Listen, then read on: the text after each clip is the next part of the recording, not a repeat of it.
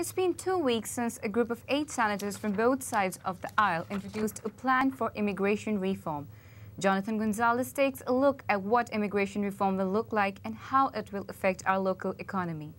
Do we have the resolve as a people, as a country, as a government, to finally put this issue behind us? That's what President Obama asked one day after this so-called gang of 8 senators introduced the latest plan for immigration reform. We still have a long way to go, but this bipartisan blueprint is a major breakthrough. There are 4 major provisions. 1, it would revamp current legal immigration laws, like attaching green cards to math and science degrees. It would then penalize employers who hire undocumented workers and create a guest worker program for jobs many Americans are unwilling to take. But the most controversial aspect is an eventual path to citizenship for the nation's 11 million undocumented immigrants, requiring them to learn English and pay a penalty.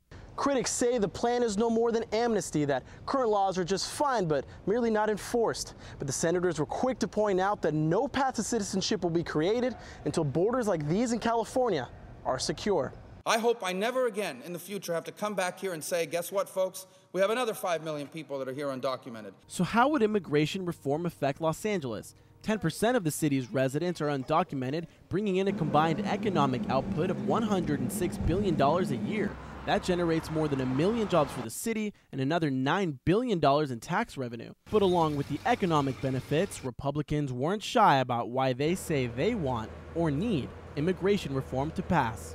The Republican Party is losing the support of our Hispanic citizens. Latinos aren't stupid. CISA and Chicano-Chicana Studies professor Gabriel Gutierrez says the GOP is missing the point. Senator Rubio, who comes from an ethnic national group that doesn't relate to Central Americans, to Guatemalans, to Mexicans, who are refugees from their own civil wars, but he comes from a group as a Cuban American that not only has the dry foot, wet foot policy, which are accepted, but then you get subsidized if you get here.